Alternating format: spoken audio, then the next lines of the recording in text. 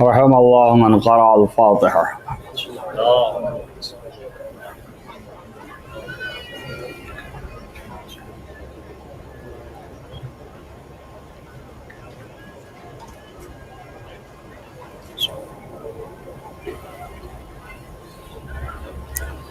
أعوذ بالله السميع العليم من الشيطان اللعين الرجيم. بسم الله الرحمن الرحيم وبه نستعين وهو المعين. الحمد لله رب العالمين والعاقبة للمتقين والجنة للموحدين والنار للملحدين والمنكرين، والصلاة والسلام على سيد الأنبياء والمرسلين خاتم النبيين مولانا مولى الكونين جد الحسن والحسين أبي القاسم محمد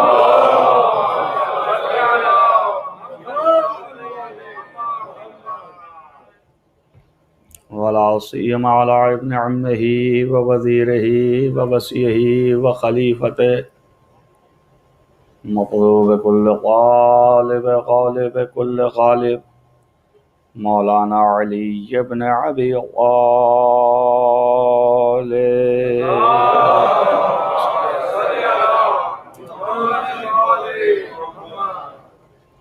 وعلى الطيبين الطاهرين المعصومين المظلومين الذين أذهب الله عنهم الرجس وطهرهم تطهيرا.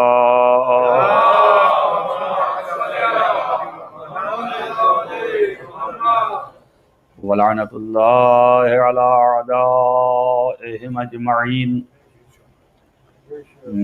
من هذا إلى قيام يوم الدين.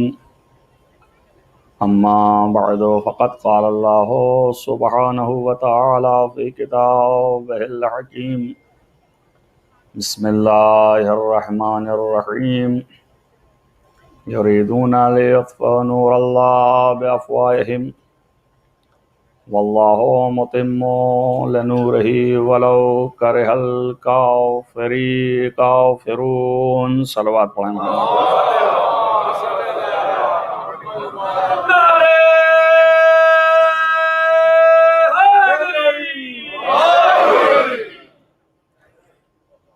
عزیزان گرامی مرتبت، اس آیہ کریمہ کے ذیل میں گفتگو آپ کے سامنے اس عنوان سے کہ انوار الہیہ ہی پوری کائنات پر غلبہ رکھتے ہیں اور انہی کی حکومت تا قیام قیامت، بعد از قیامت انہی کی حکومت رہنے والی ہے.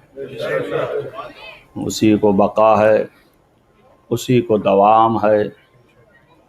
اور کیوں؟ اس لیے کہ اللہ کی حکومت ہے، اس کی ولایت ہے، اور ولایت الہیہ کو کبھی فنا نہیں.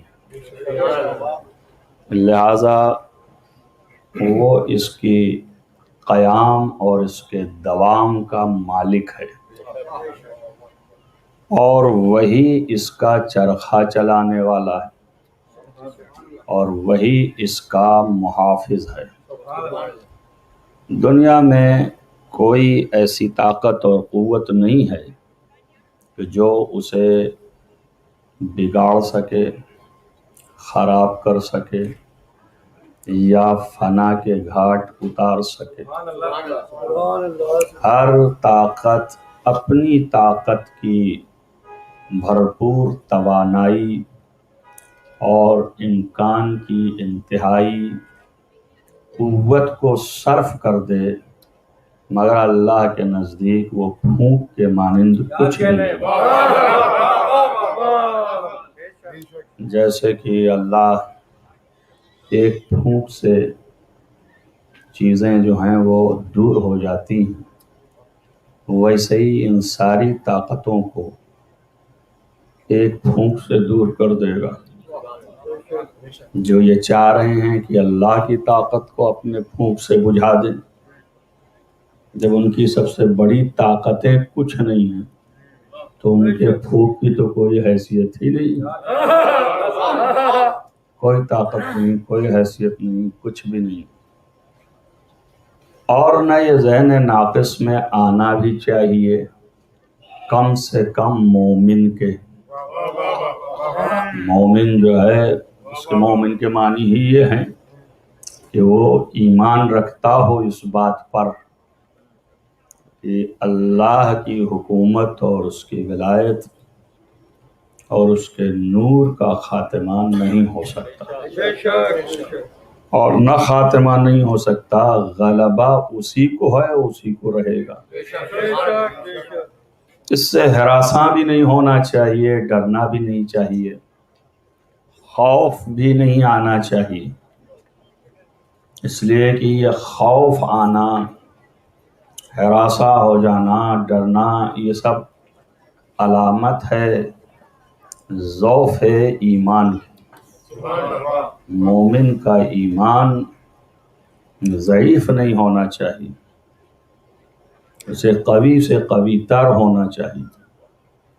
اور یہ ساری مجالس اور یہ ذکر اہل بیت اس بات کے سبب بنتے ہیں کہ انسان کا ایمان مضبوط ہو۔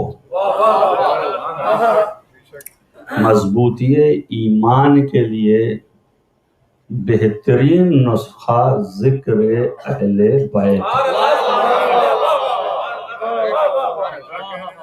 ایمان مستحکم اور محکم ہوتا ہے، اور جتنے شیطانی خیالات بھی آتے ہیں وہ سب اسی سے چھٹ جاتے ہیں، ختم ہو جاتے ہیں، اور ان کے مدلل اور متقن جوابات خود ہی دلوں میں اتر جاتے ہیں۔ یہ اللہ کا انتظام ہے۔ تجربہ کر کے دیکھیے، اہل بیت کی محبت اگر دل میں بیٹھ گئی اور بٹھا لیا تو انشاءاللہ تعالی کسی قسم کے شبہہ میں آپ مبتلا نہیں ہوں گے، اور اگر شبہ آیا بھی قریب تو تمام شبہوں کے مشکلات کا جو حلال ہے وہ اپنی قوت عرفانی اور ایمانی سے تمہارے دل سے زائل کر دے گا، تمہیں اس قابل بنا دے گا کہ تمہارا دل قوت مند ہو جائے اور معرفت سے لبریز ہو جائے اور یہ شبہات ختم ہو جائیں۔ تجرباتی چیز بھی ہے، تجربہ کریے، کوشش کیجئے، اور جہاں جہاں دنیا میں لوگ ہیں نام کے محب اہل بیت ہونے سے فائدہ نہیں، نام کے محب اہل بیت نہ ہوئیے۔ اور دیکھیے، عمل کا مسئلہ جو ہے اس کا یہ بھی مطلب نہیں ہے کہ عمل نہ کریے۔ عمل جو ہے وہ ذریعہ اظہار ایمان ہوا کرتا ہے، تو اسے بھی کریے، جب تک کریں گے نہیں سمجھ میں نہیں آئے گا۔ آپ دیکھیے، نماز ایک نمونہ ہے، آپ سب کے ذہنوں میں یہی ہے کہ نماز پڑھتا ہے اس کا مطلب خدا کو مانتا ہے، یہی ہے نا، اس کے علاوہ اور کیا آپ سمجھتے ہیں؟ جب بھی پوچھا کسی سے، کہا نا مسلمان، دلیل کیا ہے؟ نماز پڑھ رہے تھے۔ تو نماز پڑھنا تو دلیل ہے نا کہ مسلمان۔ تو اس کا مطلب یہ ہے کہ جو جس آئیڈیالوجی کا ہے، اگر وہ عمل سرزد ہو رہا ہے اس سے، تو سمجھا جاتا ہے کہ یہ اس فکر کا آدمی ہے۔ اب جو عزاداری کرنے والا ہے، سمجھا جاتا ہے کہ یہ محب اہل بیت ہے، اور جو اعضاء و ارکان عزاداری کی مخالفت کرتا ہے، یہ سمجھا جاتا ہے کہ یہ دشمن عزاداری ہے۔ صلوات محمد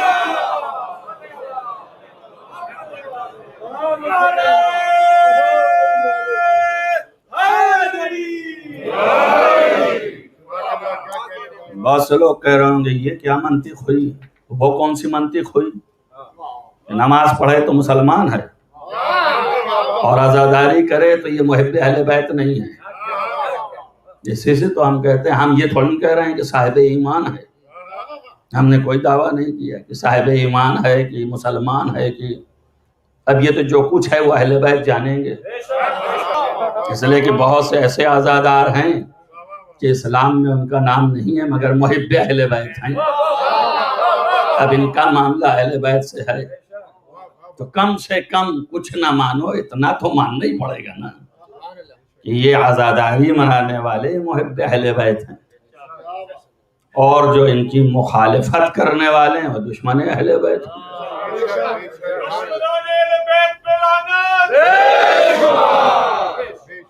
اگر یہ تو سامنے کی بات ہے، منطق لگانے کی ضرورت ہی نہیں ہے، جو ایک جگہ وہی دوسری جگہ۔ لیکن یہ چیز آپ سمجھ لیجئے کہ اہل بیت کا چاہنے والا کبھی گمراہ نہیں ہوتا، اور اس کی میں ضمانت لیتا ہوں، کائنات کے علماء ضمانت لے کے گئے، جو اس لیے کہ یہ گمراہ نہیں ہوتا ہے، اور اس کی منطق ہے، یہ احساساتی بھی نہیں ہے، فقط تجرباتی ہے۔ اگر اہل بیت کی واقعی محبت، یعنی محبت جسے کہتے ہیں، دل کے اندر ہے تو زندگی کے کسی نہ کسی موڑ پہ وہ راہ حق پر پلٹ آتا ہے، وہ راہ حق پر پلٹ آتا ہے۔ جانتے ہیں کیوں؟ اس لیے کہ اہل بیت کی محبت اور اہل بیت کا ذکر، اہل بیت کی محبت کوئی بھی ہو فرد اور اہل بیت کا ذکر کوئی بھی کر رہا ہو اور اہل بیت کا ذکر کوئی بھی سن رہا ہو، اللہ نے وعدہ کیا ہے کہ اللہ اس کے گزشتہ اور اس کے آئندہ سارے گناہ معاف کر دے گا۔ ایک صلوات پڑھیے محمد والے محمد۔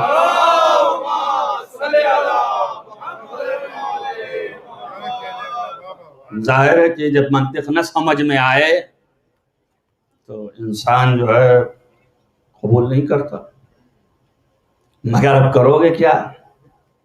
رسول اللہ نے یہ حدیث ایسی ہے کہ متفق علیہ، ہر فرقہ اسلام مانتا ہے کہ رسول اللہ نے کہا کہ من ذکر فضیلۃ من فضائل علی بن ابی طالب، من سمع فضیلۃ من فضائل علی بن ابی طالب، ومن کتب فضیلۃ من فضائل علی ابی طالب غفر اللہ ذنبہ ما تقدم وما تأخر۔ جتنے بھی اس کے گناہ گزشتہ ہیں اور جتنے آئندہ ہیں سب معاف، 4 6 10 کے علاوہ سب خاموش ہیں، اس لیے کہ آئندہ والا کیسے ہے؟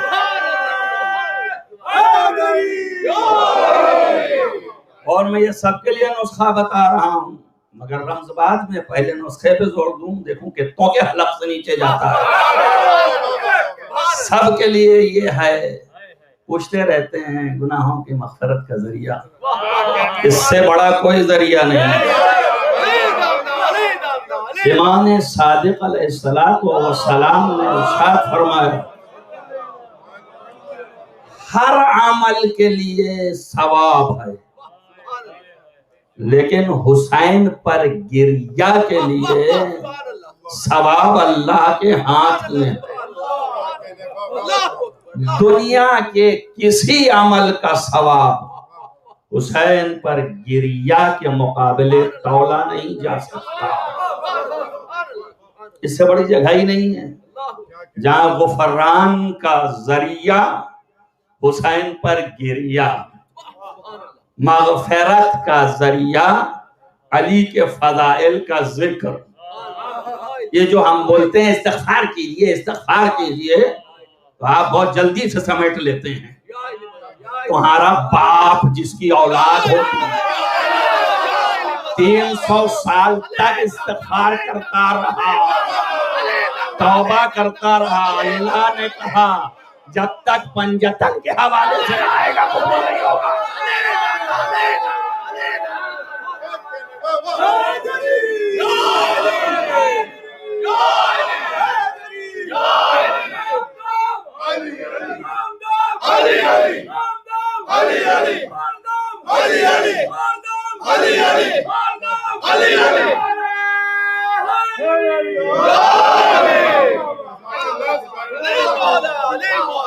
اس سے بڑی چیز نہیں ہے جو ذریعہ مغفرت ہو،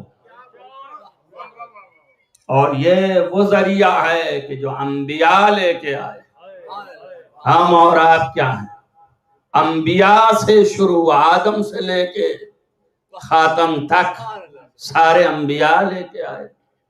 ساری عبادات و اطاعات کا ماحصل ایک قطرہ آنسو ہے، اور اس قطرہ آنسو کی ضمانت حسین ابن علی ہے.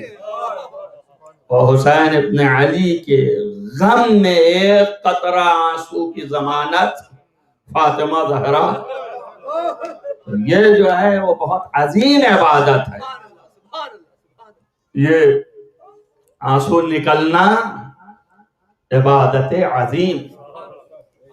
ایک دن کی مجلس میں عرض کیا تھا کہ سانس لینا غم اہل بیت میں تسبیح خدا ہے.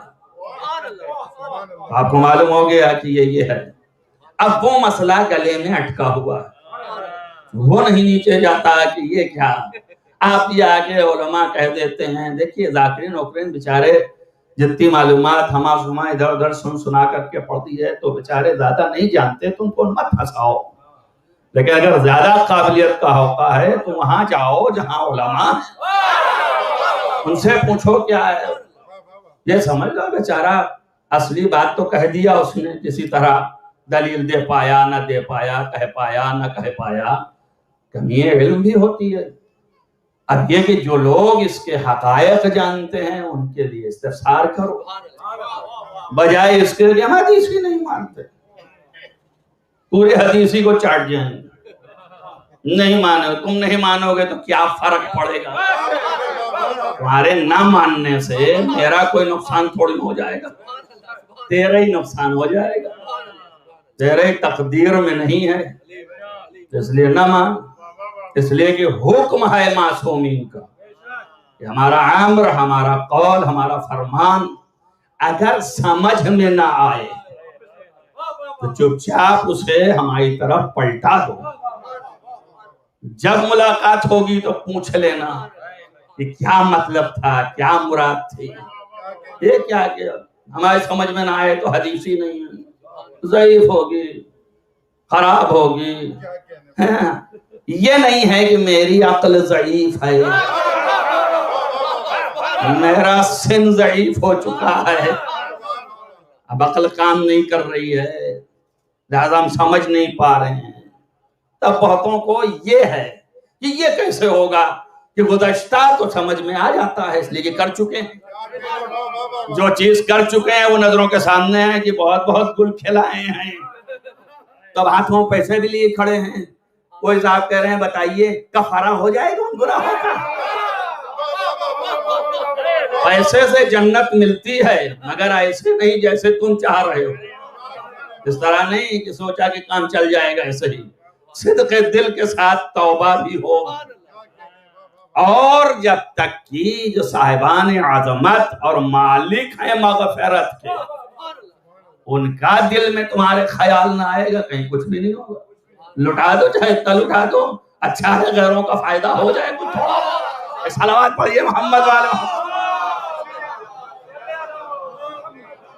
اور زیادہ بولیے تو خود سے تشریح کر لیں گے. کہ وہ جو دوسرا جملہ ہے کہ جو آئندہ کے گناہ ہیں وہ معاف کر دیے جائیں گے، دیکھ لیجئے یہ ایسے ہی والے ہیں یہ آتے ہیں کلین چٹ دے کے چلے جاتے ہیں اور ایسا بتاتے ہیں کہ گناہ سب معاف ہو جائے گا، ادھر کبھی ادھر کبھی، تب جو چاہے کریے. میں نے یہ کہا آپ سے ممبر سے کہ جو چاہیے کریے، گناہ سب معاف ہو جائے گا. نہ ہم نے کہا نہ حدیث نے کہا.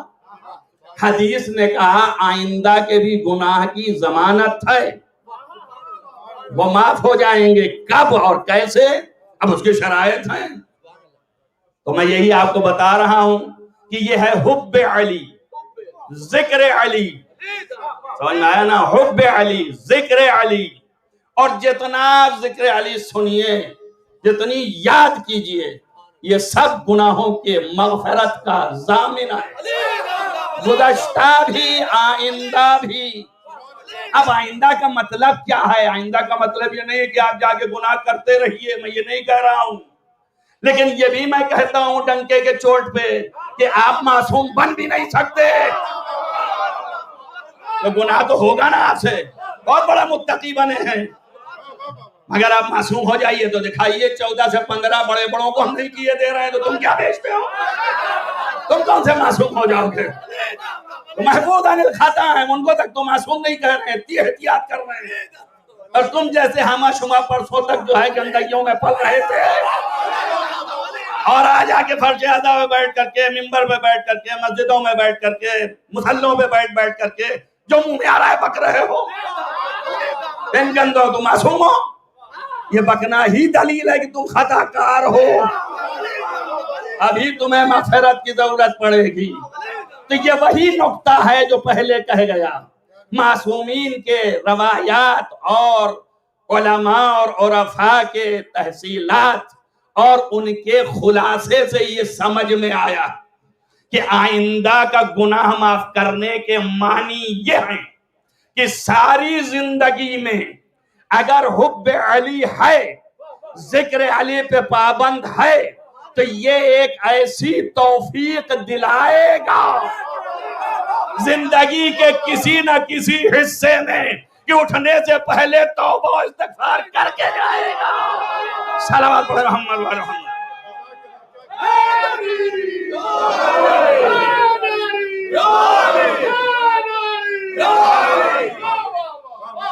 بشرطے کہ محبت اہل بیت ہو، چاہے تھوڑا ہی سے ہو. میں نے یہ نہیں کہا اتنا ہو، چاہے تھوڑا ہی سے ہو.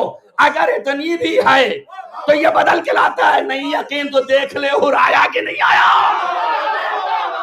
پلٹ کے آیا کہ نہیں آیا. کیسے آ گیا بتا؟ اگر محبت نہیں تھی تو آیا کیسے؟ یہ محبت ہی کا تو تقاضا تھا. کہا وہ نہیں کہہ سکتا جو آپ نے کہا، اس لیے کہ آپ کی ماں سیدۃ النساء العالمین ہیں. بھائی اتنا ہی فرق ہے. محبت ہی تنہا نہیں تھی، جب محبت جتنی تھی اتنا ہی گوشے میں تعظیم بھی تھی. تعظیم اہل بیت، عظمت زہرا. مانے ہو گیا کہ میں وہ نہیں کہہ سکتا جو آپ نے کہا. دیکھ لیجئے آپ کتوں کے ماتھے چڑھ جاتے ہیں، لیکن امام حسین نے قیامت تک کے لیے حر کو معاف کر کے اس بات کی ڈگری دے دی کہ ہم معاف کرنے والوں میں ہیں. اور ایک جملہ اور سنیے، حسین نے معاف کرتے وقت یہ نہیں کہا کہ آج تجھے معاف کر دیا، کہا انت حر فی الدنیا والآخرہ، یعنی تو آخرت میں بھی تجھے معاف کر دیا. تو اس کا مطلب یہ ہے کہ حسین کی حکومت جیسے دنیا میں ہے آخرت میں بھی ہے. صلوات پڑھو محمد و آل محمد.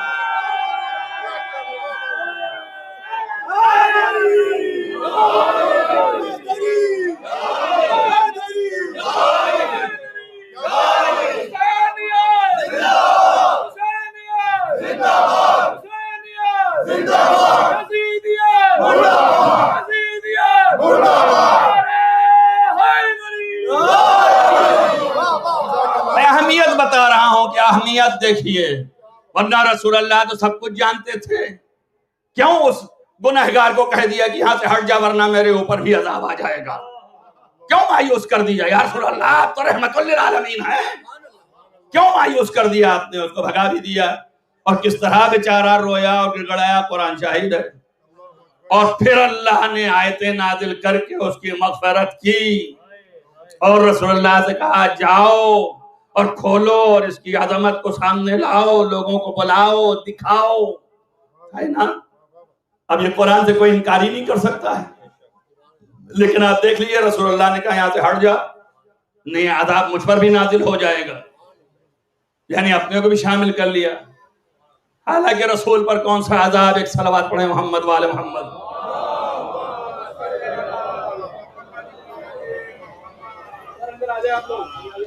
ایک صلوات اور پڑھیں محمد وآل محمد.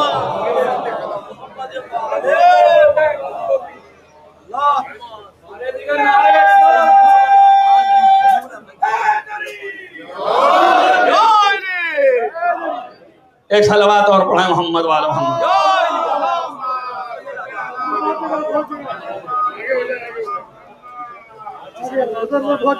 بارش ہی ہے، کوئی خاص چیز نہیں ہے انشاءاللہ تعالی.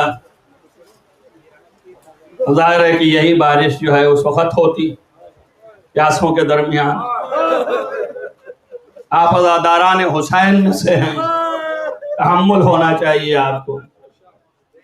تو آپ اندازہ کریں کہ گناہ کی مغفرت کی ضمانت یہی عزاداری ہے. اور سارے ذرائع جو ہیں، ذریعے، وہ سب ایک طرف اور یہ ذریعہ ایک طرف. یعنی یہ ذریعہ جو ہے سارے ذریعوں پر حاوی ہے، سب اسی کی ید قدرت میں. اس کی وجہ سے جو ہے وہ سارے ذریعے جو ہیں وہ بھی قبول کیے جائیں گے، وہ بھی قبول ہوں گے. جب یہ قبول تو وہ قبول. اب آپ کہیں گے یہ کیسے ہے؟ یہ بھی ایک ذریعہ ہے محبت آل محمد کے اظہار کا. جیسے کہ نماز ذریعہ ہے اللہ پر ایمان کے اظہار کا، ویسے ہی محبت آل محمد جو دل میں ہے اس کے اظہار کا ذریعہ ان کی مصیبت پر گریاں کناں ہونا. یہ بھی ایک ذریعہ اظہار کا ہے، یعنی محبت ہے، اور محبت ہی اصل و اساس و مدار ہے. اسی پر سارے اعمال قبول ہوں گے. جیسے وہ حدیث ہے کہ جب نماز قبول ہوگی تو سب قبول ہوں گے، ہے نا؟ چاہے جو کر جاڑیے وہ قابل قبول نہیں ہے، مگر جب نماز قبول ہوگی ان قبلت قبل ما سوا، تو پھر سارے عمل قبول ہوں گے. اب یہ کہ نماز جو قبول ہوگی وہ کیسے ہوگی، وہ بھی تو ہے نا مسئلہ. نماز قبول ہوگی تو سب عمل قبول ہوں گے. سلمنا بالکل صحیح ہے، جو چاہیے اسے رکھ لیجئے، سب قبول ہوں گے نماز کے بعد. لیکن خود نماز کب قبول ہوگی؟ اس کے بھی قبول ہونے کا کوئی ذریعہ ہوگا جس کی وجہ سے نماز قبول ہوگی. ایک صلوات پڑھیے محمد وآل محمد.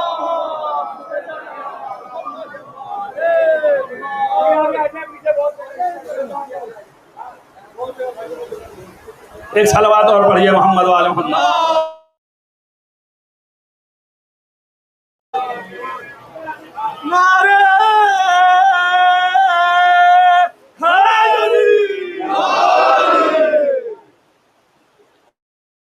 ذریعہ جو ہے اعمال کا جس کے ذریعے سے اطاعت ظاہر ہو، یہ سب قبول ہوں گے نماز کی وجہ سے.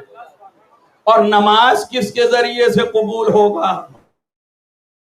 وہ عمل ہے، تو یہ کس کے ذریعے سے قبول ہوگی؟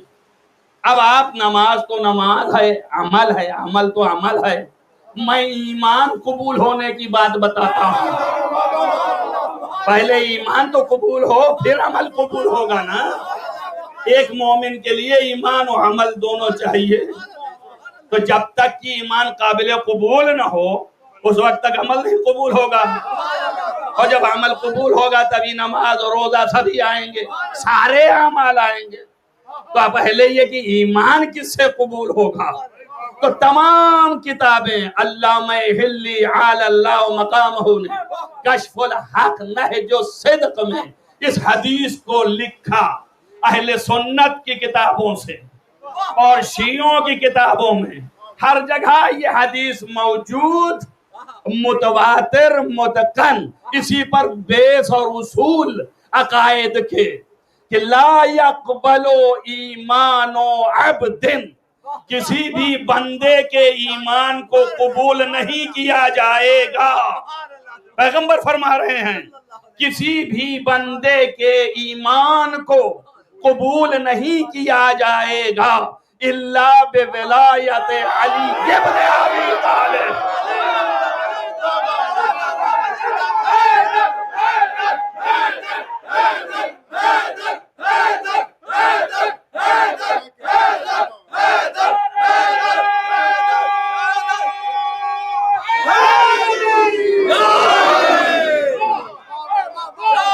سوائے ولایت علی ابن ابی طالب، جب تک کہ ان کی ولایت نہ ہو کوئی ایمان قابل قبول نہیں ہے۔ کسی بھی بندے کا ایمان قبول نہیں کیا جائے گا۔ سخت والی نہیں پڑھ رہا ہوں، یہ آسان والی ہے، اس کے لیے نہیں ہو، یہ آسان ہے۔ کسی کا ایمان جو ہے قابل قبول نہیں ہوگا جب تک کہ ولایت علی نہ ہو، کے ساتھ و امامت، اور امامت من اولادہ المعصومین، ان کے معصومین اولادوں کی امامت جب تک اس کا قائل نہ ہو اس وقت تک ایمان قابل قبول نہیں ہے۔ اب مسئلہ ہے اور سیدھا ہو گیا کہ سارا عمل قبول ہوگا نماز کی وجہ سے، اور نماز قبول ہوگی ایمان کی وجہ سے، اور ایمان قبول ہوگا آل محمد کی ولایت کی وجہ سے۔ ٹھیک ہو گیا؟ آل محمد کی ولایت کی وجہ سے، ان کی ولایت، ان کی محبت، ان کی امامت، ان کی حکومت، ان کی محبت، ان کی حکومت، ان کی امامت۔ سمجھ آیا نا؟ ولایت کے معنی خالی محبت نہیں ہے کہ وہ بار بار چیخ رہا ہے محبت تو ہم بھی کرتے ہیں، محبت تو ہم بھی کرتے ہیں۔ ہم اور تم کی بحث نہیں ہے، محبت خالص کی بحث ہے۔ اس لیے کہ اگر محبت ہے تو اب دوسرا جملہ سن لیجئے کہ کیا ہے۔ اب سوال یہ ہے کہ جب یہ سلسلہ بن گیا کہ سارے اعمال کی قبولیت کا مدار نماز، اور نماز کی قبولیت کا مدار ایمان، اور ایمان کی قبولیت کا مدار ولایت علی ابن ابی طالب کی اولادوں کی ولایت اور ان کی اولادوں کی امامت، تو اب سوال یہ ہے کہ یہ محبت جو چھپی ہوئی ہے اس کو قبول ہونے کے لیے بھی چاہیے۔ اس کی ضمانت کیا ہے کہ یہ بھی قبول ہو گئی؟ توجہ کرے، حدیث کا دوسرا حصہ ہے، سب سیریل بائی سیریل ہے اور واو کے ساتھ ہے۔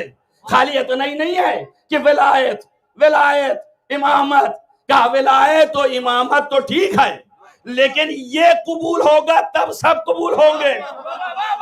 اب اس کی قبولیت چاہیے تو یہ کیسے قبول ہوگی؟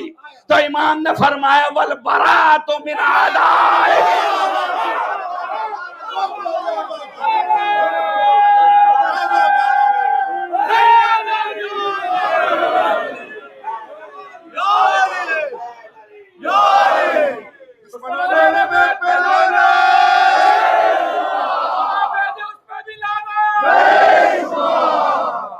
آل محمد کی ولایت اور ان کے دشمنوں سے براعت۔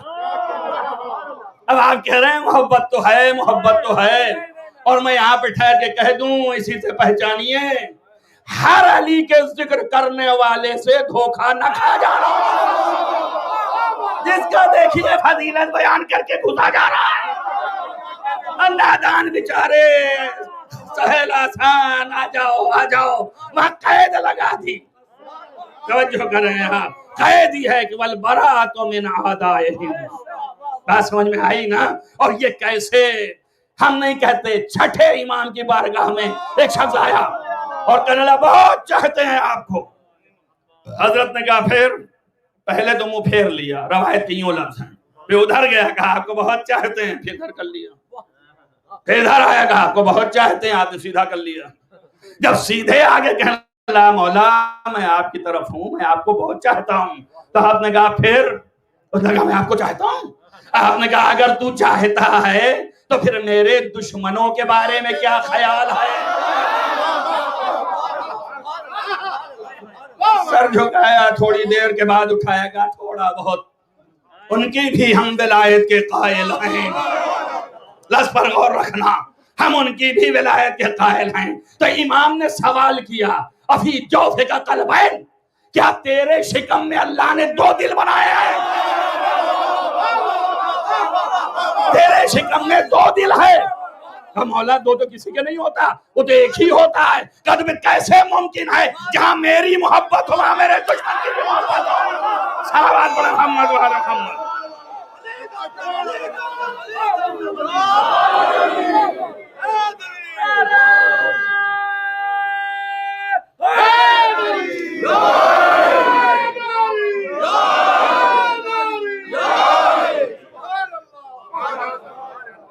جہاں پر میری محبت وہاں میرے دشمن کی محبت نہ ہوگی۔ کیسے ممکن ہے کہ میری بھی ہو اور میرے دشمن کی بھی ہو؟ اب پتہ نہیں کیا مقصد تھا امام کا۔ آپ تو کر لیتے ہیں بیوی کی بھی ہے غیر بیوی کی بھی ہے، تو آپ کہتے ہیں یہاں تو ہو جا رہی وہاں کیسے نہیں ہوگی؟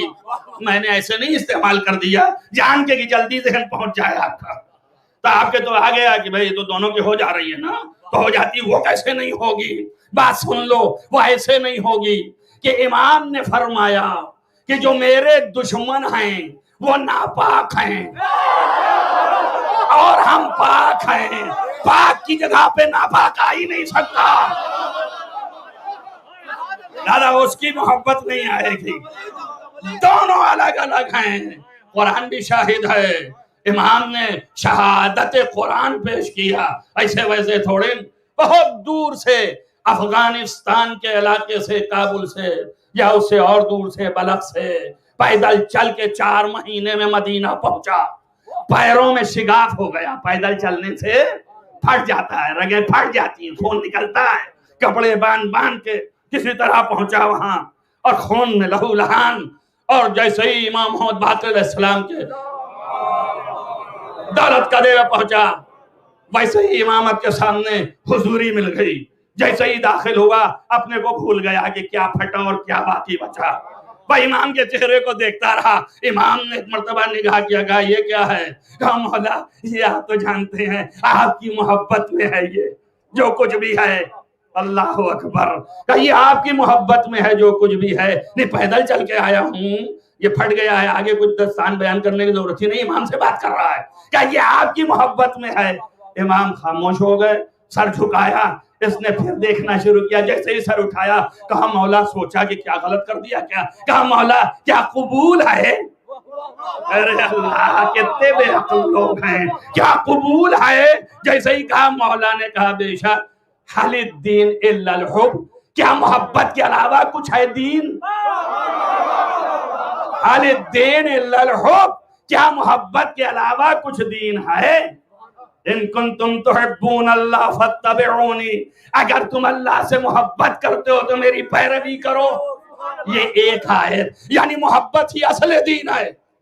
تو امام کو کیا ضرورت تھی اس کے جواب میں کہنے کی؟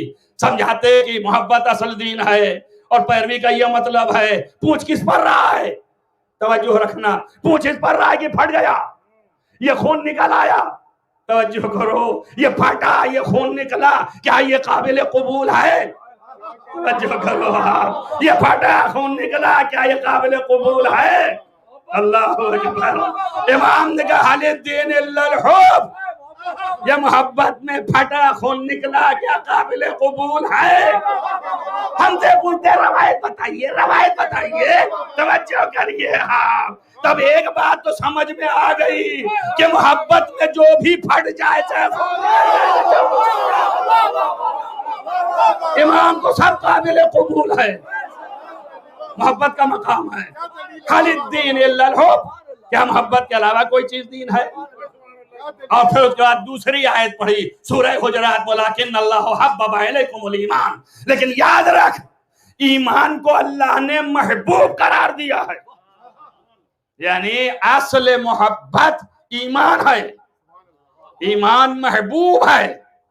وَكَرَّهَ اللَّهُ إِلَيْكُمُ الْكُفْرَ وَالْفِسْقَ وَالْعِصْيَانَ، اور اللہ نے منفور قرار دیا، نفرت آمیز کس چیز کو؟ کفر کو، فسق کو، عصیان کو.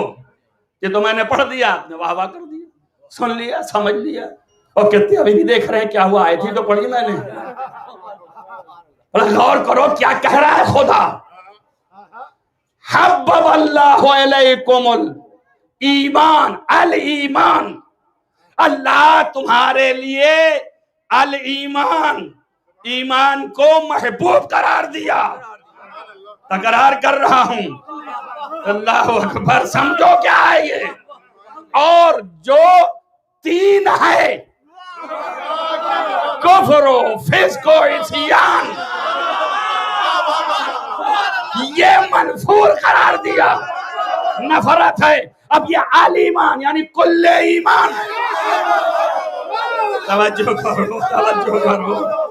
کل ایمان کے مقابل جو آئے یا کافر ہے یا فاسق ہے یا معصیت کار ہے. صلوات پڑھیں محمد.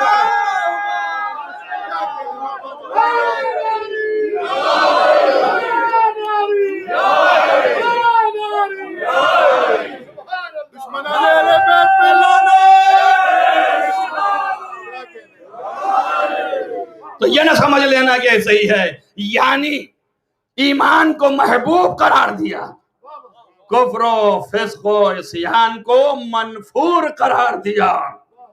جو محبوب ہے اسے کہتے ہیں تولا، اور جو منفور ہے اسے کہتے ہیں تبرہ. ہو جائے نا. تو تولا اور تبرہ فطری ہے. یہ نہیں سمجھئے زبردستی چڑھا رہے ہیں، فطری ہے، فطرت میں ڈالا اللہ نے. گندگیوں سے دوری اور نیکیوں سے قرب، اسی کا نام تولا اور تبرہ.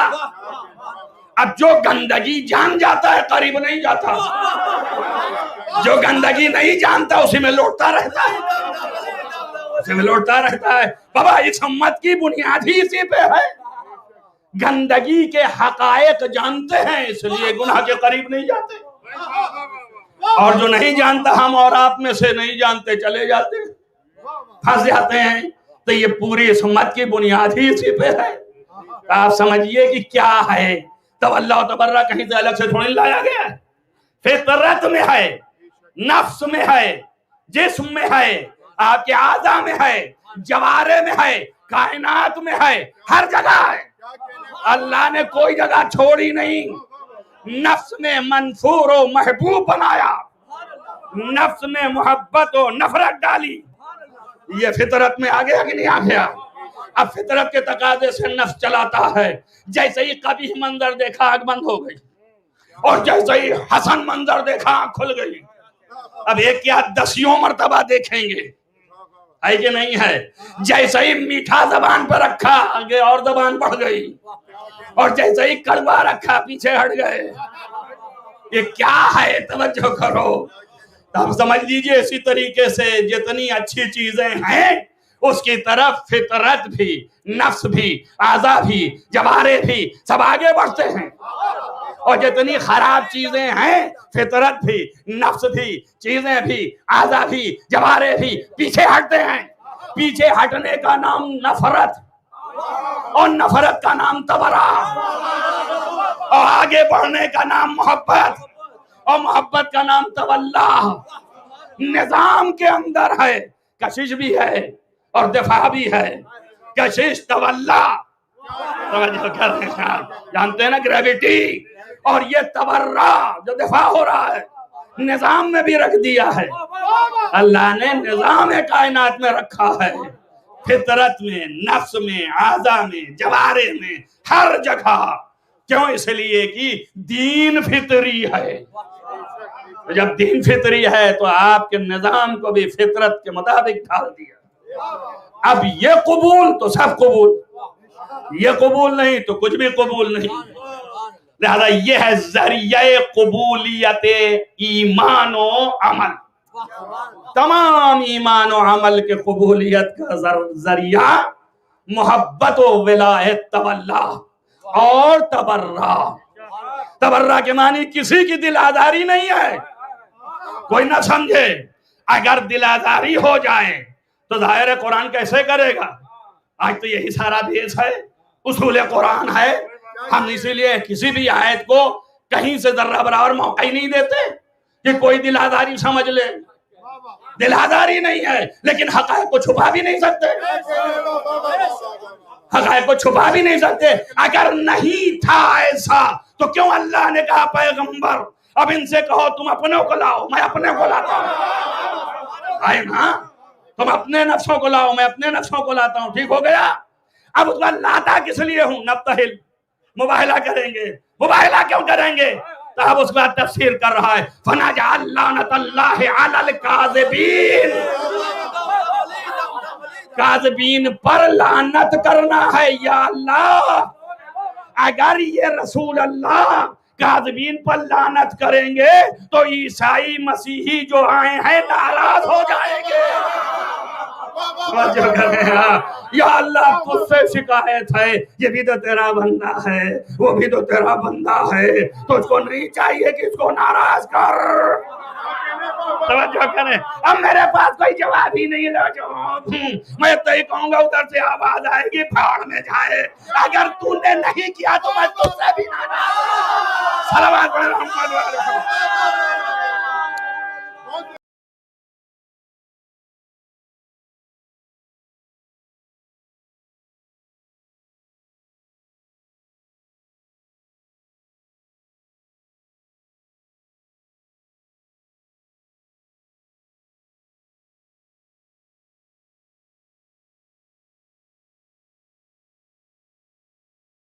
بہتر موقع ہی نہیں تھا.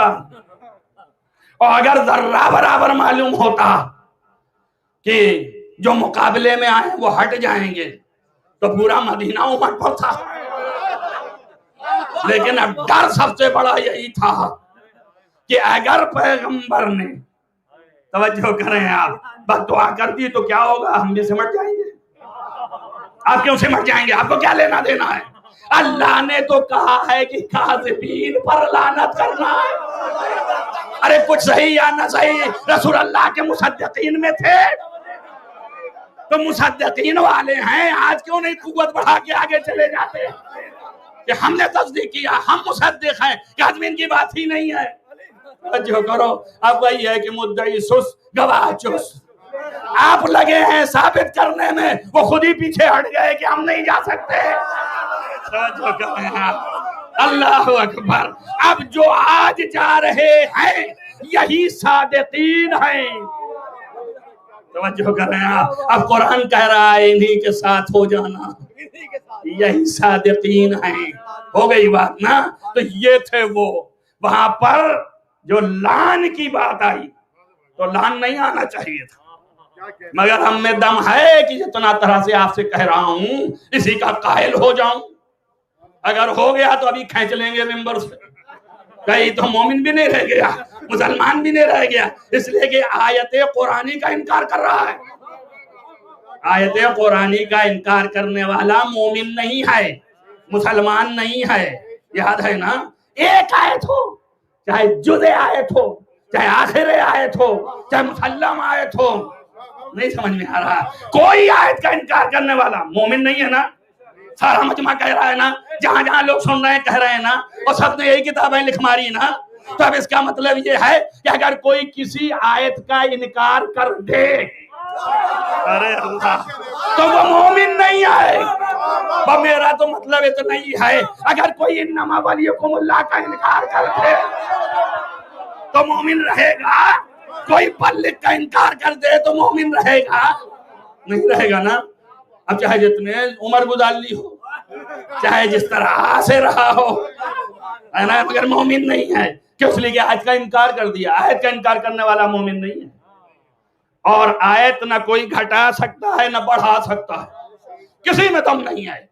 نہ گھٹا سکتا ہے نہ بڑھا سکتا ہے. اب جتنے دنیا میں پیدا ہوں اس کے قائل ہوں کہ میں اس میں بڑھا دیا گیا اور میں اس کا قائل ہوں کہ گھٹا دیا گیا یہ سب اس روح سے کافر ہیں. کیوں؟ اس لیے کہ اللہ نے چیلنج بھی کیا ہے کہ لو اجتمع الانس والجن اگر انسان اور جنات بھی مل کر کے چاہیں تو ایک آیت کا جواب نہیں لا سکتے. قرآن ہے نا. اب اگر آپ نے کہا نہیں لا سکتے ہیں تو معنی کیا ہوا کہ آپ نے اس آیت کو نہیں مانا، اور آپ نے جب اس آیت کو نہیں مانا تو مومن نہ رہے۔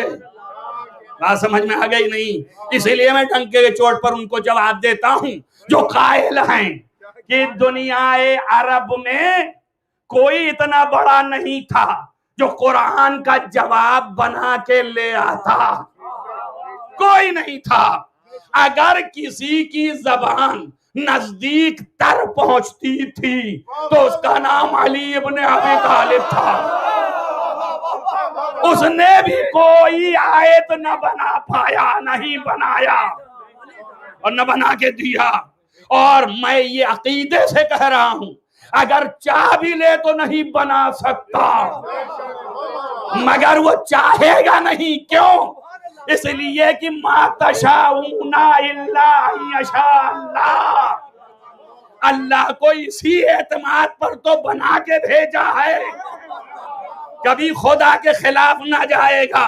ساری دنیا فضائل و مناقب دیکھ کے خدا ماننے کو تیار رہے، لیکن پھر بھی علی سر سجدے میں رکھ کے اسی کی وحدانیت کراتے ہیں۔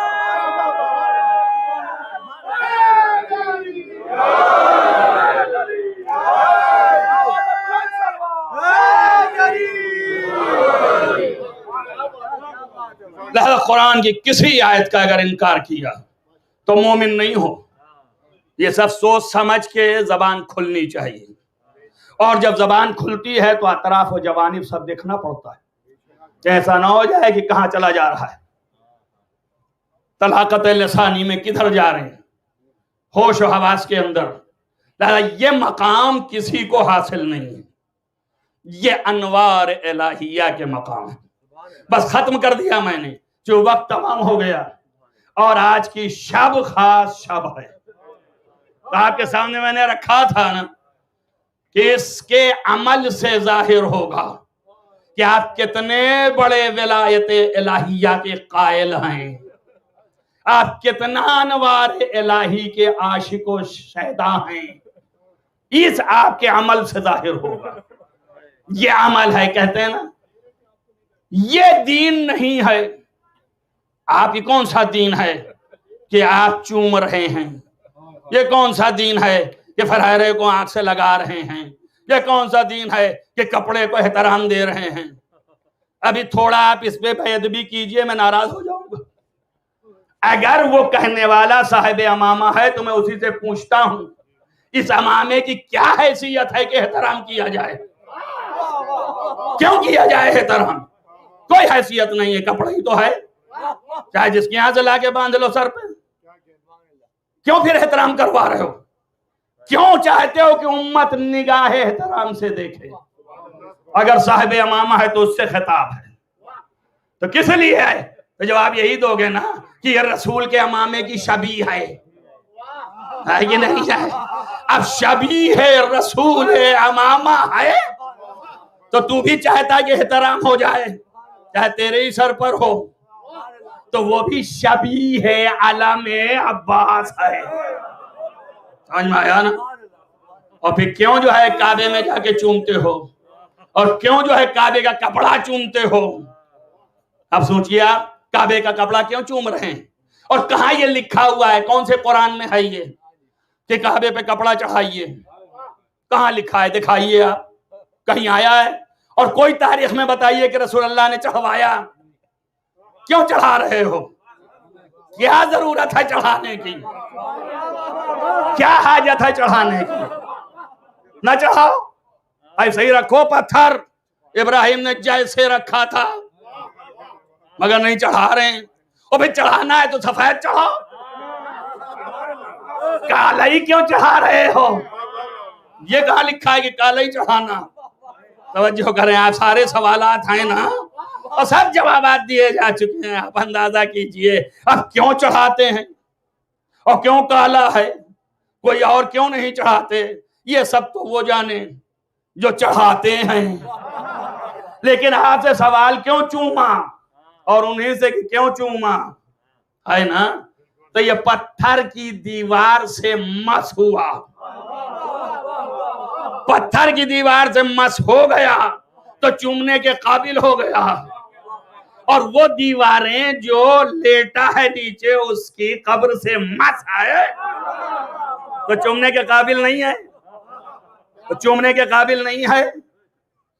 اور آپ دیکھ لیجئے وہ ساری باتیں آپ کی نظروں کے سامنے ہیں، یہ جس لیے اسے رکھتے ہیں، جس لیے اسے پہناتے ہیں، عزاداری کو اسی خانے میں لانا چاہتے ہیں، مختلف شبہات ڈالیں گے، اس اینگل سے نہیں تو اس اینگل سے، اس سے نہیں تو اس سے، اب کچھ نہیں ملا تو پہنا تو دیا آپ کو، آپ سب نے پہن لیا، میں میرے اب نہ پہنوں تو شرعی بھی اشکال آ جائے گا، اخلاقی بھی اشکال آ جائے گا، اور پھر اس کے بعد یہ منطق سے نہیں ختم ہوا، پھر بھی عزادار پہن کے چلے آ رہے ہیں، مان ہی نہیں رہے، پھر بھی چلے آ رہے ہیں ماتم کرنے۔ تو کہا دیکھیے عزاداری بدنام ہو جائے گی، آپ لوگ شریک نہ ہوئیے، اگر بیماری پھیل گئی تو لوگ مجلسوں کو بدنام کر دیں گے۔ ارے اللہ ملاحظہ کیجئے، عزاداری بدنام ہو جائے گی، مجلس بدنام ہو جائے گی، دور رہیے، نہ کیجئے، دور رہیے، نہ شریک ہوئیے، مت جلوس اٹھائیے، ورنہ عزاداری بدنام ہو جائے گی۔ دیکھا نا شیطان کا کیا کام ہے، وہ ایسے ہی ڈالتا ہے، افغان منطق بھی لگا دیں گے، لاجک بھی لگا دیں گے، ظاہر ہے کہ کسی کو بیمار کر دینا شرعاً حرام، اپنے کو بچانا شرعاً واجب، اب واجب حرام آنے لگا، توجہ کر رہے ہیں آپ۔ اس کے بعد جب پارٹیوں میں جاتے ہیں تو کوئی چیز شرعاً حرام نہیں، اور جب گناہ کی عباداتیں ہوتی ہیں، میں نے لفظ استعمال کر دیا ہے اس لیے کہ بہت سے گناہ جو ہیں عبادات کے نام پہ ہو رہے ہیں اور وہ کر رہے ہیں، تو ان کے یہاں جائز ہے، وہ درست ہے، وہ نہیں پھیلاتا، صرف عزاداری پھیلائے گی، صرف مجلس پھیلائے گی، صرف جلوس پھیلائیں گے۔ کس نے کہا؟ تو جب مومنین بیچارے اپنی حفاظت بھی کر لیے، ہر طریقے سے میدان میں آئے کہ بھائی اب قابل اعتراض نہ ہو، تو جب کچھ نہ ملا تو کہا یہ ہے، اگر کسی ایک کو ہوگا تو بدنام ہو جائے گا، اگر ہوگا تو اس خوف سے بند کر دو۔ اب میں کہہ رہا ہوں کہ جس کو ہے وہ آ کیوں رہا ہے، نہ آئے، وہ احتیاط کر لے، ہے نا، وہ احتیاط کر لے، نہ آئے، تب منطق ایک ہے، میں کچھ کہہ بھی نہیں سکتا، یہاں پر میں بھی خاموش۔ اب یہ ہمارے پاس بحث اجتہادی ہے، ٹائم نہیں ہے کہ میں کہوں، بحث اجتہادی ہو گئی، جان کا بچانا اور اس طریقے سے حفاظت کرنا اور اہل بیت کا ذکر کرنا اور اس سے جان کے بچانے کی برکت لینا اور شفا پانا۔ اب بتائیے آپ، یہ بھی ہے تو یہ بھی لازم ہے نا؟ آپ بتائیے، بس یہیں پہ ختم کر دے رہا ہوں، وقت تمام ہو گیا۔ آج کی تمام مجالس جہاں جہاں بھی ہیں ان سب کو میرا یہ گزارش ہے کہ تمام چینلز میں وہ ایک تھوڑا سا 10 منٹ بڑھا دیں، اس لیے کہ وقت تمام ہو گیا۔ آپ دیکھیے، کہیں ہو معافیا نہ ہو، کہیں شفا مل رہی ہو یا نہ مل رہی ہو، حسین کے در پر ملتی ہے، اور یہ اعتقادی سے نہیں بول رہے ہیں، دیکھا تو بول رہے ہیں۔ ہزاروں سال فطرس کہیں کوئی جگہ نہیں تھی کہ فطرس کے بلو پار آ جاتے، پارو بال آ جاتے، کوئی جگہ نہیں تھی، ایک ہی جگہ ملی۔ ہزاروں سال کے بعد جب حسین پیدا ہوئے تو وہی جگہ لے جایا گیا اور تمنا کی کہ وہاں لے جاؤ۔ رحمت للعالمین پہلے سے موجود ہیں، کوئی تمنا نہیں ہے، فطرس بھی کوئی ایسا ویسا نہیں تھا، تو معصوم تو تھا بھی۔ اب یہ وقت نہیں کہ بتاؤں کہ یہ خطا کون سی خطا ہے، کہ ہو گئی کہ نہیں ہو گئی، بھی آدم کے پیچھے پڑے ہوئے ہو کہ خطا ہوئی کہ کیا ہوا کہ کیا نہیں ہوا۔ آدم تو پھر بھی انسان ہے، فطرت میں رکھا بھی گیا، یہ تو فطرس ہیں، یہ تو ملک ہے، اور اس کے بعد بھی ہو گئی کہ نہیں ہو گئی، تو یہ کون سی خطا ہے؟ انہی سب کا نام ترک اولا ہے نا، اس لیے جب نہ سمجھ میں آیا تمہاں لا کے رکھا، تاکہ تمہارے بس کا نہیں ہے۔ یہ بہت اونچی ہستی آپ دیکھیں، مگر اس کو بھی شفا کہاں ملی؟ در حسین پہ۔ آپ یہ دیکھیے کہ یہاں پر یہ نہیں ہے روایت میں کہ لا کے رسول اللہ کے سامنے جبریل نے کہا ہو کہ یہ گنہگار آیا ہے آپ کے پاس. توجہ کریں آپ, یہ بھی روایت میں ملا کہ اس کو جو رکھا تو گہوارے حسین کے پاس, اور خود جو ہے رسول اللہ کے پاس چلے گئے. اب کسی نے کہا یا نہ کہا, کوئی تاریخ روایت نہیں بتاتی, خود ہی سے اٹھ کے اپنے کو مس کر لیا اور مس کرتا گیا اور پروبال آتے گئے. ہو گئی شفا کی نہیں ہو گئی؟ شفا بھی اسی در پر, مغفرت بھی اسی در پر. اور اتنا ہی نہیں, یہ کہتا ہوا اڑا کہ کوئی نہیں ہے میرے برابر. کیوں انا عتیق الحسین, میں حسین کا آزاد کردہ ہوں, میں حسین کا آزاد کردہ ہوں, عتیق حسین ہوں. آپ اندازہ کریں, مصحف ناطق حضرت امام جعفر صادق علیہ السلام نے فرمایا کہ ملائکہ زمین پہ آتے ہیں جہاں پر در اہل بیت ہے, اور جہاں جہاں ہے وہاں پہ آتے ہیں.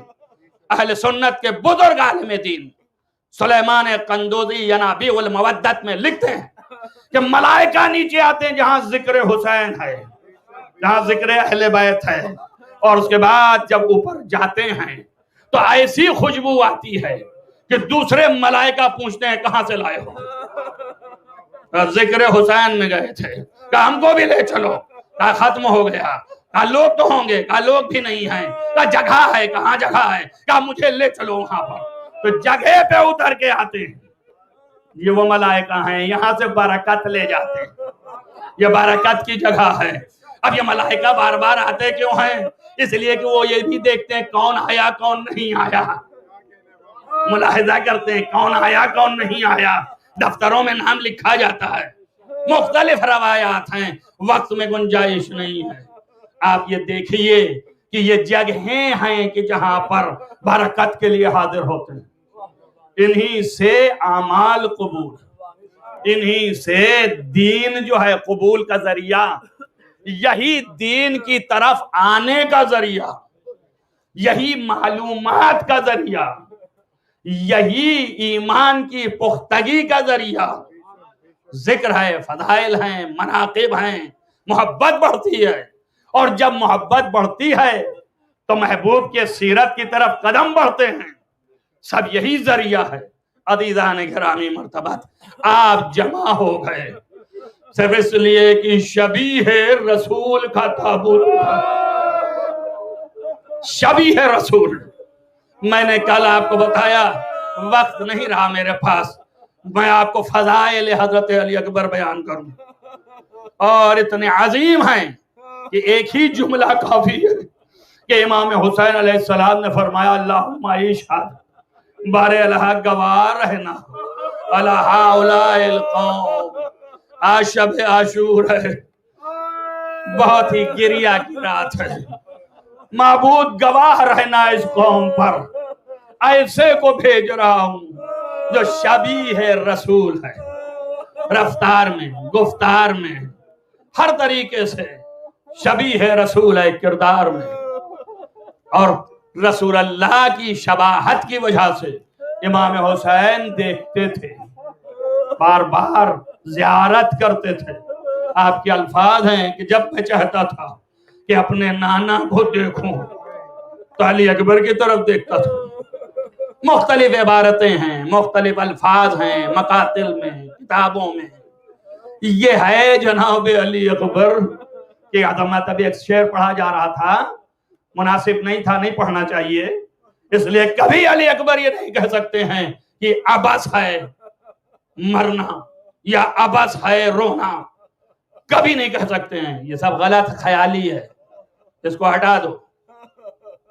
اشعار اعتقاد کے خلاف ہوں تو سوچ کے پڑھو, یہ غلط ہے.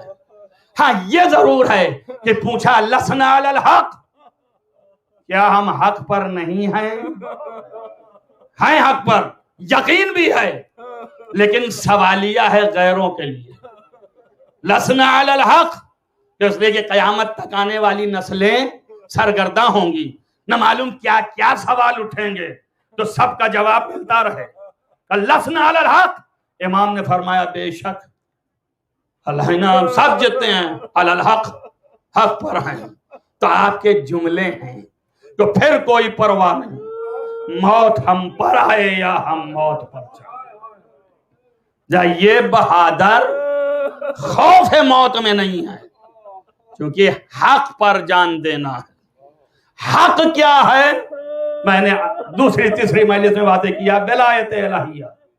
ولایت الہیہ ہی ولایت علی ابن ابی طالب، یہ حق ہے جس پر حسین جان دے رہے ہیں۔ دنیا کے سامنے ایک سے ایک شہید ہو رہے ہیں، یہ کہ دیگر جا رہے ہیں۔ اب آپ اس سے اندازہ لگائیے کہ امام کی تمام تر امتحان میں تیزی ہوتی جا رہی ہے۔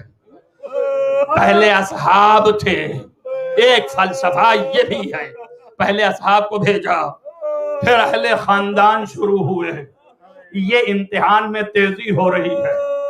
اور آپ یہ ساری چیزیں ایک امام حسین کے یہاں لکھا ہے کہ آپ جو ہیں ہر طرح سے آزمائے گئے۔ یہ حسین ایسے ہیں کہ اپنے باپ کی بھی میت اٹھائے، یہ حسین ایسے ہیں جو اپنے ماں کی بھی میت اٹھائے، یہ حسین ایسے ہیں اپنے نانا کی بھی میت اٹھائے، یہ حسین ایسے ہیں اپنے بھائی جناب امام حسن کی بھی میت اٹھائے، یہ حسین ایسے ہیں اپنے بھتیجے حسن کے بیٹے قاسم کی بھی میت اٹھائے۔ توجہ کریں، اپنے چھوٹے بھائی عباس کی بھی میت اٹھائے۔ یہ حسین کی مصیبتیں ہیں عزیزو، یہ حسین ایسے ہیں کڑیل جوان کی میت اٹھانے آئے، یہ حسین ایسے ہیں کہ 6 مہینے کو ہاتھ پہ لے کے آئے۔ عزیزو سب کی میت اٹھائی حسین نے، لیکن کوئی نہ تھا جو حسین کی میت اٹھاتا۔ جزاکم ربکم خیر الجزا۔ بس عزیزو امتحان امام حسین، شیخ جعفر شفتری کہتے ہیں کہ اللہ نے ہر طریقے سے امتحان لے لیا اور حسین ہر طریقے سے امتحان میں کامیاب ہو گئے۔ عزیزو امتحان کی کامیابی ہے، آخری وقت کمر پہ ہاتھ ہے، اور ایک مرتبہ میں وید کہہ رہا ہے بابا اب اجازت دے دیجیے۔ آپ سوچئے جس کے چہرے کو دیکھ کے حسین کو تسلی ہو جائے، اب وہ اجازت مانگ رہا ہے، اور ظاہر ہے اس میں کچھ کہہ بھی نہیں سکتے سوائے ایک بہانہ کے، اور کچھ نہ ملا، صرف اتنا کہا کہ جا کے پھوپھی سے اجازت لو۔ کیوں؟ اس لیے کہ جس نے 18 سال پالا ہے تم کو۔ عزیزو پھوپھی اماں کے پاس آئے، پھوپھی اماں آپ اجازت دے دیجئے، بابا اجازت کے لیے کہے ہیں، اگر آپ دے دیں گی تو بابا بھی دے دیں گے۔ کہا میں کیسے اجازت دے دوں علی اکبر، تم کو میں نے 18 سال بڑے نازوں سے پالا ہے۔ بھائی ایک جملہ آپ نے فرمایا، کہا پھوپھی اماں آپ افضل ہیں یا آپ کی ماں سید النساء العالمین افضل ہیں؟ کہا میرے لال یہ کوئی پوچھنے کی چیز ہے؟ کہا نہیں بتائیے آپ۔ کہا بے شک میری ماں کائنات سے افضل ہے۔ کہا تو پھر بتائیے آپ کے لیے میں زندہ رہوں اور سید النساء العالمین کا بیٹا شہید ہو جائے۔ عزیزو زینب بھی لاجواب ہو گئی، ہاں سر جھکا لیا، اب علی اکبر آگے آگے، زینب پیچھے پیچھے، حسین کے بارگاہ میں کھڑی ہو گئی۔ امام نے کہا جاؤ علی اکبر جاؤ، خدا حافظ۔ لیکن روایتوں نے لکھا امام نے کہہ تو دیا کہ جاؤ، مگر عزیزو 2 4 جملے جلدی جلدی کہہ تو دیا جاؤ، مگر جیسے ہی علی اکبر گھوڑے پہ سوار ہوئے پیچھے پلٹ کے دیکھا، کہا خدا حافظ، آپ نے کہا خدا حافظ۔ لیکن جیسے ہی گھوڑا آگے بڑھا کچھ محسوس ہوا، علی اکبر نے مڑ کے دیکھا امام چلے آ رہے ہیں، کلیجے پہ ہاتھ رکھے ہیں۔ بھئی دیکھا، کہا بابا آپ واپس جائیے، اے میرے بابا آپ کو دادی کی قسم آپ واپس جائیے۔ امام نے فرمایا علی اکبر اگر تو صاحب اولاد ہوتا تو تجھے اندازہ ہوتا۔ عزیزو یہ وہ منظر ہے کہ جب جانے لگے تو آپ نے ماں کو دیکھا، پھوپھی کو دیکھا۔ یہاں پر ایک بات حمید کہتا ہے کہ علی اکبر جب رخصت ہونے لگے تو رخصت ہونے کے لیے دوبارہ خیمے میں گئے، سوار ہونے سے پہلے خیمے میں گئے۔ حمید کہتا ہے کہ آپ جب خیمے سے نکل رہے تھے تو تمام بیویوں کے جھرمٹ میں ایسے نکل رہے تھے جیسے کسی جوان کی میت جا رہی، اللہ اکبر. آپ دیکھیں وہ ساری بیویاں خیمے سے نزدیک ہیں، سب کی آنکھیں علی اکبر پہ ہیں. اب ماں کی آنکھیں بھی تو ہوں گی. مشہور کے مطابق یہ ہے کہ ام لیلہ بھی آنکھ لگائے کھڑی ہے، مگر دبے خیمہ ہیں اور امام بھی کھڑے ہیں، امام کے چہرے کو دیکھ رہی ہیں. یہ کچھ بھی ہو جائے یہ باپ ہے، اگر بیٹے پہ کوئی گزند آئے گی تو باپ کے چہرے میں تغیر آئے گا، میں جان جاؤں گی. عزیزو لکھا ہے کہ جناب علی اکبر جب مقابلہ ہوا، ایک بات یاد رکھیے، نہ موت سے کوئی خوف ہے، نہ موت کے لیے دعا ہے. جو بے وقوف یہ سمجھتے ہیں موت کے لیے نہیں ہے، بلکہ ہمیشہ فتح کے لیے ہے. اور شجاعت کی یہ وہ ہے کہ جب مقابل دو بدو ہو تو اس کے سامنے سرنگوں نہ ہو، یوں چاہے سب مل کے مار لیں. اب وہ ایک آدمی تنہا کتنوں کا مقابلہ کر رہا ہے. تو جب تک کربلا میں دو بدو لڑائی رہی تب تک کوئی بھی علی اکبر سے جیت نہ سکا. نامی گرامی پہلوان آیا، ایک نہیں، 4 4 5 5 6 6، اور ایسا کہ جس سے لوگوں کے بدن کانپتے تھے، وہ علی اکبر کے سامنے ہے. اب حسین ابن علی کا جوان محروم اور یہ ظالم ہے، تو ظاہر ہے کہ یہ ابھی جوان ہے، وہ تجربے کار ہے. ایک مرتبہ چہرے پہ رنگ تھوڑا بدلا کہ بس اللہ اسے کامیاب کرے، کامران کرے، فتح یاب کرے. ماں نے دیکھا، کہا میرے والی ہو وارث خیر تو ہے، کہا بس علی اکبر کے لیے دعا کرو. آپ نے ہاتھ اٹھائے، آواز دیا، اے یعقوب سے یوسف کے ملانے والے، میرے جوان کو بھی مجھ سے ملا دے. عزیزو روایتوں میں ہے آئے علی اکبر، مگر کیسے؟ آپ کا بدن اتنا زیادہ نیچے جھک چکا تھا، پیاس کی شدت سے زبان خشک ہو چکی تھی. پکارا بابا حل لی سبیل من الماء، کیا پانی کی کوئی سبیل ہے؟ عزیزو جو کہتے ہیں خیمے میں پانی تھا، وہ سوچے کہ کہاں پانی تھا. علی اکبر آج حجت کی تمام کر رہے ہیں، اتمام حجت، کیا پانی کی کوئی راہ ہے؟ امام نے فرمایا اے میرے لال قریب آجا، تو جانتا ہے کہ پانی نہیں ہے، اپنی زبان منہ پہ رکھ دی.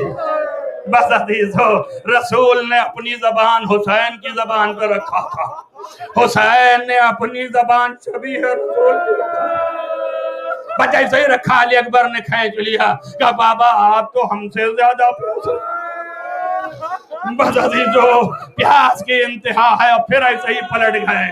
پھر 200 ایسے فارس کو تحت کیا جب تک مقابلے کا تھا. جب پسر سعد نے یہ دیکھا تو اس نے کہا کہ ایسے نہیں پار پاؤ گے، یہ بنی ہاشم کا جوان ہے، یہ علی کا پوتا ہے، اس کے عباس کا بھتیجا ہے، اس کو گھیرے میں لے لو. بعضیزو لوگوں نے گھیرے میں لیا. عباس نے تمام فن حروف دکھائے. اب عباس کو خطاب کر کے علی اکبر کہہ رہے چچا اٹھئے، اے چچا اٹھئے، اپنے بھتیجے کی جنگ دیکھیے. چاروں طرف سے تیر روک رہے ہیں. عزیزو ایک ظالم کمی گاؤں میں چھپا تھا، اس نے ایسی برچھی ماری کہ گھوڑے پہ ڈگمگائے. ایک مرتبہ ڈگمگائے، سنبھالا، لیکن دوسرے نے تیر مارا جو آپ کے سینے پہ لگا، ایک نے پہلو پہ مارا، گھوڑے سے زمین پہ آئے. آواز دیا علیک من السلام یا بتا، اے میرے بابا آپ پہ آخری سلام. حسین کمر پکڑے، کلیجہ پکڑے، آنکھوں میں نور نہیں. یا علی، اے علی اکبر کدھر ہو؟ کہتے ہوئے آگے بڑھے. بس ابھی شبیہ حضرت علی اکبر اٹھ رہے ہیں. عزیزو تھوڑا وقت زیادہ ہو گیا، مگر سنیے 2 جملے حسین پکارتے رہ جا رہے ہیں، علی علی، مگر کوئی جواب نہیں. ارے ڈھونڈتے ہوئے کسی طرح جوان کی میت تک پہنچے. بس میں نے ختم کر دیا. حسین بیٹھ گئے اور بیٹھنے کے بعد منہ پہ منہ رکھا. آواز دیا علی اکبر، اے میرے پیارے، اب تیرے بعد دنیا پہ خاک ہے.